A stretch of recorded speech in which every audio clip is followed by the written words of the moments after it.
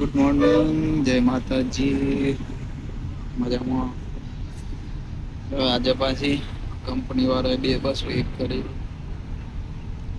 બહુ બધી પબ્લિક થઈ ગઈ પછી કેટલા વાગે પબ્લિક ખબર નહીં, 10 વાગી જાય આરામથી.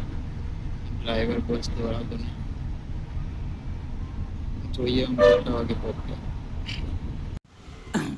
તો ગાઈસ અત્યારે વાગે છે 10:15 અને મારા આજના નવા વ્લોગમાં તમારું સ્વાગત છે. બસ વાળા આયા તો બહુ લેટ કરે, ભૂકા કાઢી આખી નાઈટ જાગ્યા છે. જોઈએ હું કરાય અત્યારે જઈ. ગાઈસ બસ વાળા અહીંયાથી કઈ લેટ કરે છે.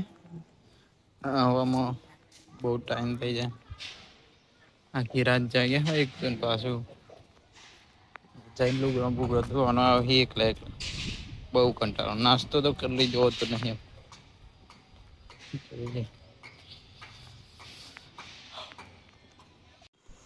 જય માતાજી. અત્યારે વાગ્યા છે 7:15. હાલ ઉઠ્યો.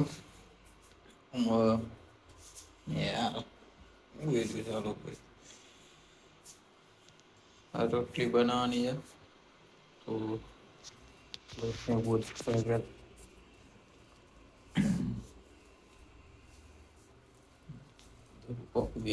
લાગે છે.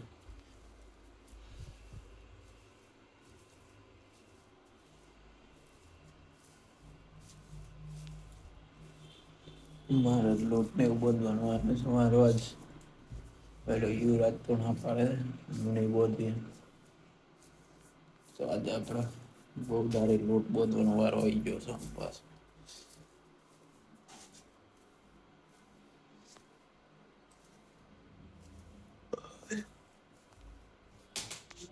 જો ગાઈસ બધી તૈયારી કરવા માંડ્યો છું લોટ બાંધવાની.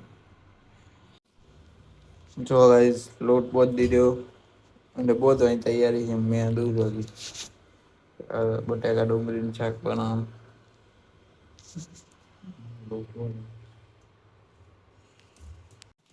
જો ગાઈસ બધું રેડી.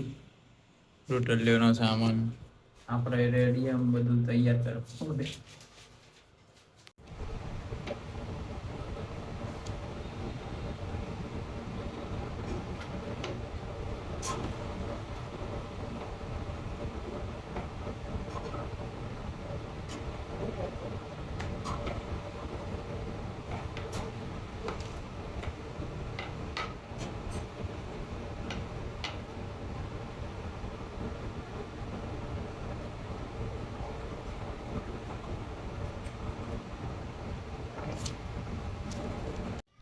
તો ગાઈસ રોટલી બની ગઈ છે.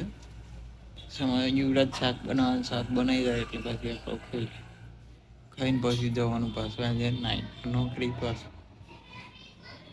જો ગાઈસ કેરી રસ લઈ લીધો છે ખાવા ઓલે. બહુ બધો ખર્ચો કર્યા છે હવે તો. પાણી બોટલો ભરી લીધી હતી. કેરી રસ ખર્ચો તો કરવો પડે ને તાને કદી. ઠંડુ ઠંડુ ખાવું પડે. જો ગાઈસ બટાકાનું શાક, રોટલી તો ખાવે નોકરી જવાનું થવાનું. તો ગાઈસ તૈયાર થઈ ગયો ખાઈ પીને. આમાં પેલું પોતું ને એવું મારી પાસે બાકી મારી દીધું બધું કમ્પ્લીટ. આમ આપણે જઈએ નોકરી. રેડી થઈ ગયા છીએ.